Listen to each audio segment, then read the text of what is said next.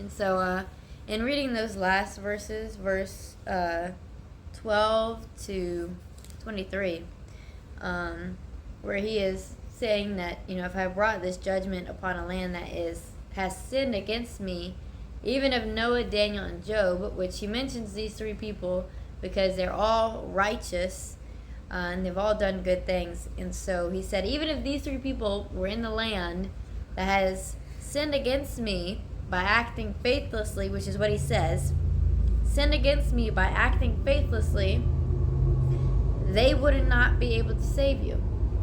Saying they would not be able to save you, even if these three men were in it. So this brings me to two things. That your own righteousness, your own salvation, your own faith is yours. You can't save anybody with your own salvation, your own righteousness, your own faith. And then the second part is you can't depend on somebody else's righteousness, somebody else's salvation, somebody else's faith. You have to have your own relationship one-on-one with God. You can't depend on somebody else, and you also can't be somebody else's savior. Because there's only one savior, and that's Jesus. So you can't save anybody, and just like Jesus says, nobody can come to the Father unless the Father compels him to come. So, unless the Lord tells you to speak a word to somebody, your own salvation, your own righteousness, your own faith, when judgment day comes and you stand before God, you are going to be accountable for you. Whether you are the person who had faith or whether you're the person who didn't have faith. Whether you're the person who obeyed God or didn't obey God.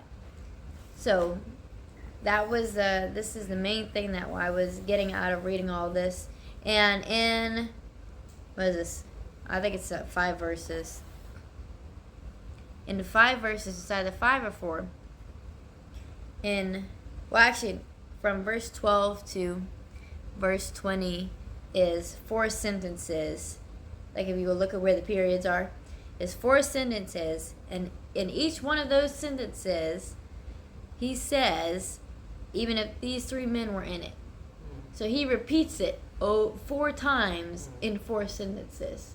And so this point that he's trying to get across here is important. And I have over the title of that paragraph, the presence of some righteous cannot affect the deliverance of the wicked.